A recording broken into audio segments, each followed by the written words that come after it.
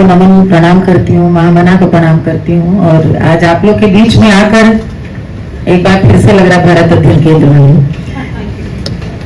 मैं बहुत आज बाबा की कृपा है जो आज ये दिन और जिनकी मैं बहुत व्यक्तिगत रूप से प्रशंसिका हूँ। काशी के बारे में बताया इतना ज्यादा, और इसी संदर्भ में जो शंकराचार्य जी ने अपने फॉरवर्ड में बनारस हिंदू यूनिवर्सिटी के बारे में एक बहुत रोचक एक छोटा सा पैराग्राफ उन्होंने दिया, जो मुझे भी नहीं पता था, पता नहीं यहाँ आपको पता होगा या नहीं, तो मैं उनको कोट कर रहा हूँ।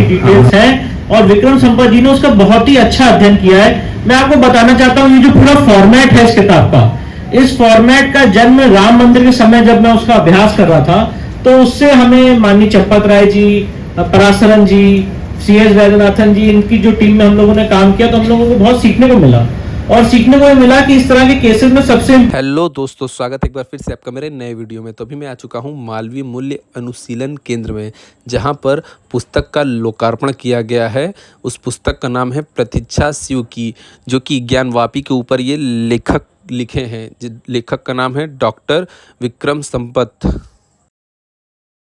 ओम अस्ति मा सद्गमय तमसो मा ज्योतिर्गमय मृत्योर्मा अमृतंगमय। Om Shanti, Shanti, Shanti. A very warm good evening to everybody present here. It gives me immense pleasure to welcome you all to this beautifully insightful evening where we are all gathered in the holy city of Kashi and the blessed campus of Banaras Hindu University to witness the historical book launch of Vikram Sampat's Pratiksha Shiv की ज्ञानवापी काशी के सत्य का उद्घाटन। काश्यम ही काश्यते काशी, काशी सर्वप्रकाशिका, स काशी विदिता येन तेन प्राप्ता ही Kashika. Enlightenment exists in Kashi. Only Kashi showers the light of knowledge for divinity, physical and spiritual paradigm on its inhabitants. He who understands Brahm of Kashi obtains the enlightenment and experiences in Kashi. आज की शाम निसंदेही संयोगों की शाम है। आज हम देख रहे हैं कि कैसे एकेडमिया और इंडस्ट्री संयुक्त रूप से इस युवा भारत को उसके इतिहास के बारे में बताने में प्रयासरत है। काशी मंथन और प्रभा खायदान फाउंडेशन ने साथ मिलकर इस पुस्तक विमोचन और परिचर्चा का आयोजन किया है। काशी हिंदू विश्वविद्यालय की स्थापना की परिकल्पना ही यह सोचकर की गई थी कि इसकी पग पग भूमि से प्राचीन गौरव और सभ्यता का एहसास मिले, और काशी मंथन इसी परिकल्पना का एक छोटा सा परिदृश्य है। Kashi Manthan as an initiative was started in 2018 to work to prevent Kashi, the epitome and progenitor of Indian culture and tradition, from losing its moorings.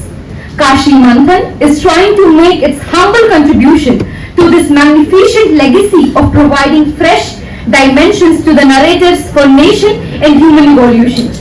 People in Kashi Manthan are concerned and willingly trying to go to that extra mile to revive and regenerate the knowledge and domain of the city and nation as a whole.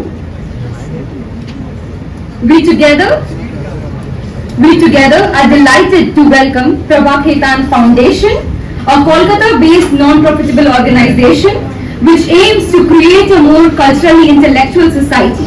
Also, I take this opportunity to congratulate them and wish them best for their Varanasi chapter.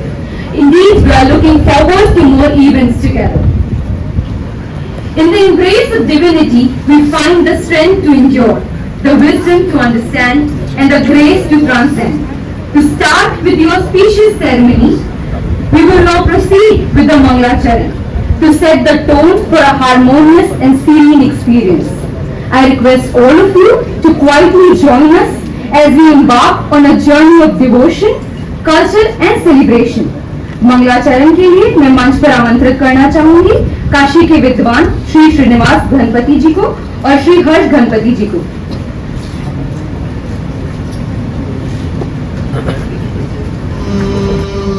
नमः सोमाय च रुद्राय च नमस्ताम्राय च रुणाय च नमः शङ्गाय च पशुपतये च नमः उग्राय च भीमाय च नमो अग्रे वधाय च दूरे वधाय च नमो हन्त्रे च हनीयसे च नमो वृक्षेभ्यो हरिकेशेभ्यो नमस्ताराय नमः शम्भवे च मयो भवे च नमः शङ्कराय च मयस्कराय च नमः शिवाय च शिवतराय च नमस्तीर्थ्याय च मूल्याय च नमः भार्याय च भार्याय च नमः प्रतरणाय चोत्तरणाय च नमः आधार्याय च लाभ्याय च नमः षष्ट्याय च भेन्याय च नमः गद्याय च प्रवाह्याय च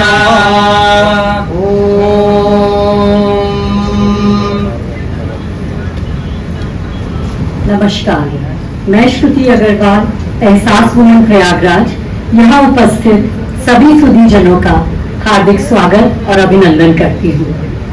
आज यहाँ डॉक्टर विक्रम संपत की नवीनतम साहित्यिक रचना के हिंदी अनुवाद प्रतीक्षा शिव की ज्ञानवापी काशी के सत्य का उद्घाटन इस पुस्तक का विमोचन समारोह का सब हिस्सा बनकर मुझे बहुत गौरवान्वित महसूस हो रहा है, और विशेषकर जब यह भगवान विश्वनाथ की नगरी काशी में ही संपन्न हो रहा है और BHU के कैंपस में।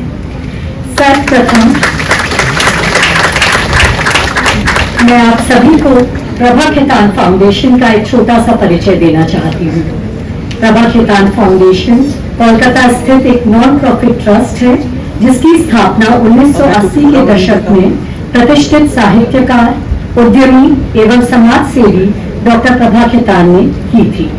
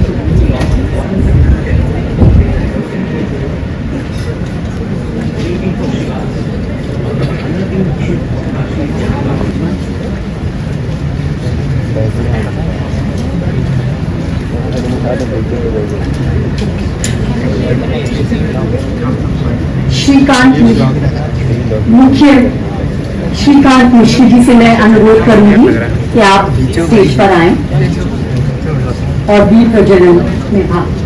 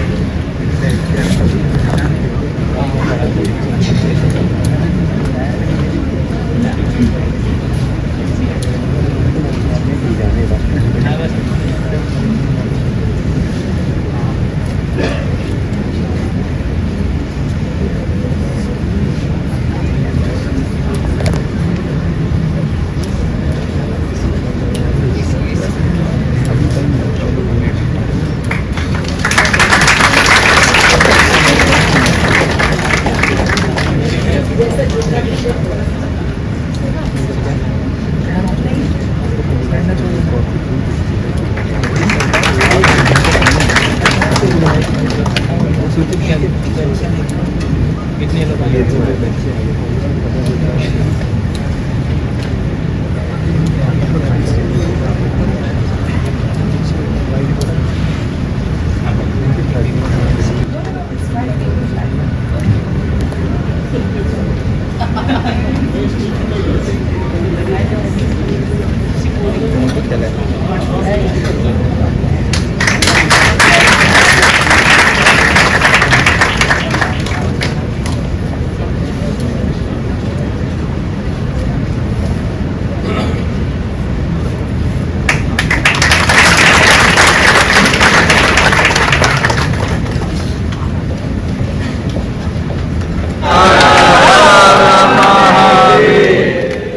मंच पर जुड़कर इस पुस्तक विमोचन कार्यक्रम को और अलौकिक बनाएं।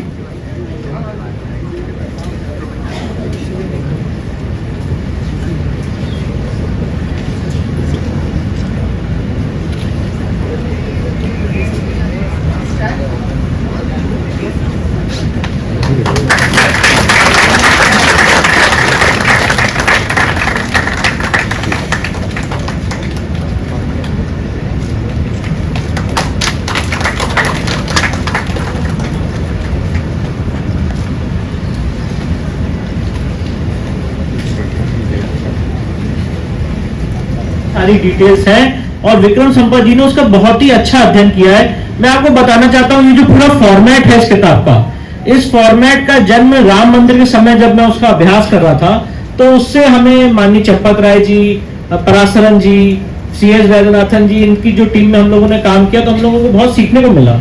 और सीखने को मिला कि इस तरह के केसेस में सबसे इंपॉर्टेंट होता है शुरुआत कहाँ से होनी चाहिए किताब की, कि जिस जगह की आप लड़ाई लड़ रहे हैं उसका शास्त्रिक महत्व क्या है। और उस किताब की भी शुरुआत अगर आप देखेंगे तो वहीं से हुई है। और जैसे कि विक्रम जी ने कहा कि जिस जगह की आप लड़ाई लड़ रहे हैं उसका महत्व क्या है, क्यों वो इंपॉर्टेंट है, उसके बाद कैसे आपके जो शास्त्रिक इंपॉर्टेंस आज जो मंदिर वहां पे स्थापित हुआ उसको कैसे तोड़ा गया, तोड़ने के बाद ट्रैवलर्स आए तो उन्होंने क्या क्या कहा, फिर इसकी लीगल हिस्ट्री क्या है, अगर केस फाइल हुआ दीन मोहम्मद का तो उसमें क्या कहा गया, फिर रिसेंट क्या कहा गया, आज आप कहाँ एग्जिस्ट करते हैं, क्या क्या एविडेंसेस है, आपके खिलाफ क्या आर्गुमेंट है। ये पूरी क्रोनोलॉजी है जो राम मंदिर केस में हम लोगों ने सीखी और उसी क्रोनोलॉजी का उपयोग इस पुस्तक में किया गया है, जिससे समझ में आता है कि ज्ञान व्यापी का डिस्प्यूट अगर कोई किताब पढ़ ले तो ये समझ में आएगा कि ये डिस्प्यूट नहीं है, ये डिस्प्यूट खड़ा करने की कोशिश की जा रही है। आज भी हम लोग मंदिर दर्शन करके आए, हम तो हर एक दिन जाते हैं, आप सारे लोग यहाँ पे हैं, कोई भी अगर उस जगह को दर्शन करेगा देखेगा तो समझ में आएगा कि जो अष्ट मंडप का मंदिर था उसका जो 3 मंडप का भग्नावशेष है वो आज भी हम लोगों को दिख रहा है और उसके बाद भी इसको विवादित ढांचा बोला जा रहा है। विवाद है ही नहीं। मैं आपके सामने बहुत स्पष्ट रूप से और बहुत दृढ़ता से कहना चाहता हूं कि जो हमें 16 मई 2022 को मिला वो शिवलिंग है, वो शिवलिंग है, वो शिवलिंग है।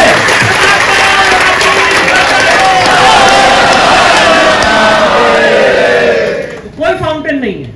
अगर वो फाउंटेन होता तो उसकी जांच के लिए हमने तो सबके सामने घोषित किया, यहाँ पे सोहनलाल आर्य जी बैठे हुए हैं जिन्होंने सबसे पहले आके कहा बाबा मिल गए। ये पिछले 40 साल से ज्ञान व्यापी का संघर्ष कर रहे हैं, महिलाएं संघर्ष कर रही हैं, तो जब इन्होंने आके अपनी भावना व्यक्त की बाबा मिल गए तो क्या वो झूठी भावना थी? क्या हमने एक मीडिया में सनसनी क्रिएट करने के लिए बोल दिया कि हमें बाबा मिल गए और उसके बाद चुप बैठ गए? हमने सबसे पहले उस शिवलिंग की ASI जांच की मांग की कि बिना उसको क्षति पहुंचाए हुए, बिना उसको खरोच लगाए हुए ऐसी मॉडर्न टेक्नोलॉजी अवेलेबल है जिससे उसकी जांच हो सकती है। ASI के डायरेक्टर ने 54 पेजेस की रिपोर्ट दी इलाहाबाद हाईकोर्ट के सामने। 12 मई 2023 का दिन है, मैं आज भी उसको भूल नहीं सकता हूं। पूरा जो कोर्ट नंबर 1 है इलाहाबाद हाईकोर्ट का, वो हमेशा मतलब एक जैसे कहते हैं ब्लैक रूम टाइप का होता है। पता नहीं जिस दिन उस दिन जैसा आप ये जजमेंट सुना रहे थे ASI सर्वे का, पूरा कोर्ट रूम प्रकाश से भर गया था। ऐसी दिव्य अनुभूति मुझे स्वयं हुई। और उसके बाद जब 12 मई का ये आदेश हुआ शिवलिंग की ASI जांच का सबसे पहला आदेश, तो 19 मई को बिना फाइल के सुप्रीम कोर्ट ने उस ASI सर्वे को स्टे कर दिया। किसकी एप्लीकेशन पे? अंजुमन इंतजामिया की एप्लीकेशन पे, जिनको अपनी बात पे बहुत विश्वास है कि ये फाउंटेन है। तो मैं बताना चाहता हूं कि अगर आगे की जो राह है, आपने प्रश्न नहीं पूछा पर मैं बताना चाहता हूं कि सबसे इंपॉर्टेंट है कि उस शिवलिंग की ASI जांच हो जाए और जिस दिन शिवलिंग की ऐसा जांच हो जाएगी, मैं आपको बताना चाहता हूं व्यास जी के तहखाने में पूजा शुरू हुई है, वो दिन दूर नहीं है कि उस शिवलिंग की पूजा हम वहां पे करने जाए। तो नमन प्रणाम करती हूँ, महामना को प्रणाम करती हूँ, और आज आप लोग के बीच में आकर एक बार फिर से लग रहा भारत अध्ययन केंद्र में हूँ। मैं बहुत आज बाबा की कृपा है जो आज ये दिन, और जिनकी मैं बहुत व्यक्तिगत रूप से प्रशंसिका हूँ। इनकी तो गहर जान पढ़ने के बाद इन्हें याद है मैंने इनको फोन करके कहा था, और विष्णु जी एक ऐसे मामले में, एक इस प्रकार के पूरे प्रसंग में बाबा की ही कृपा से मुझे लगता है कि लीन थे कि ये क्या कर रहे थे क्या नहीं, इसकी पूरी जानकारी कुछ टीवी में और कुछ जो गोपनीय थे अपने पतिदेव के जरिए फोन पे पता चलती थी। तो मैं मुझे लगता है कि एक आने वाली पूरी पीढ़ी को आपके और आपके पिता के लिए कृतज्ञ होना होगा, और इस पूरे लेखा जोखा का एक ऐतिहासिक सरल शब्दों में दस्तावेज आज की भाषा के प्रमाण सहित, उसके लिए विक्रम संपत का कृतज्ञ होना पड़ेगा। काशी में ज्ञान की बातें करना वास्तव में वैसे ही है जैसे अपने गुरु को कोई शिष्य ज्ञान की बातें कहे, क्योंकि यहाँ सभी ज्ञानवान है, यहाँ क्या बताना। लेकिन मैं आपने संस्कृति की बात की, जो आपने एक पंक्ति बोली, मेरा भी नहीं ध्यान गया था विक्रम की किताब में कि Kashi is an emotion, I right that line, और ये बिल्कुल सही वही जान सकता है जो यहाँ रहा है, जिसने अनुभूति इसकी की। और काशी में शिव ही संस्कृति है, सारी कलाएं, सारी विद्याएं, सारा जीवन दर्शन सब शिव से प्रेरित है और शिव को ही समर्पित है, उनमें ही समाहित है। तो यहाँ की संस्कृति भी इतनी शिवमय है कि यही संभव है कि यदि आप मणिकर्णिका घाट पे चिता को भस्म होते देख रहे हैं तो उसके बगल में लगे हुए साथ के मंच में नृत्य करते हुए कलाकारों को देख रहे हैं। ये काशी की संस्कृति है जहां महादेव की कृपा से कि यहाँ पर जिस मृत्यु से सबको भय लगता है उस मृत्यु का उत्सव चलता है। मैं दो अनुभव आपके साथ साझा करने चाह रही हूँ। आपने संस्कृति की बात की और फिर मैं वापस इसी प्रसंग की दो बातें बताना चाह रही हूँ। मेरा सौभाग्य रहा कि आज से 25 वर्ष पूर्व नवरात्रि में ही पतिदेव यहाँ के जिलाधिकारी नियुक्त हुए, और यही संयोग देखिए कि अयोध्या जिलाधिकारी थे, वहां से बाबा की नगरी आए। मेरा बचपन बीता मिर्जापुर में, तो मिर्जापुर बनारस को मैं एक ही मानती हूँ कि मेरे लिए वो संस्कृति भी एक है। शायद वही कारण है कि आंख खोली संस्कार मिर्जापुर का पाया, तो मुझे लगता है कि वो इसी का विस्तार है, एक ही है। दो घटनाएं हुई। ये तो सर कहीं तेरी कला की बताऊं तो गुरु नहीं मिली, और गुरु मिली तो ज्ञान मिला, गुरु मिली तो जीवन तर गया, जीवन बन गया। उस समय की काशी में तो कलाकार सारे रचे हुए थे। उस समय बिस्मिल्लाह खान साहब का एक एक चीजें हैं, क्या क्या उन पर अलग से विषयांतर हो जाएगा।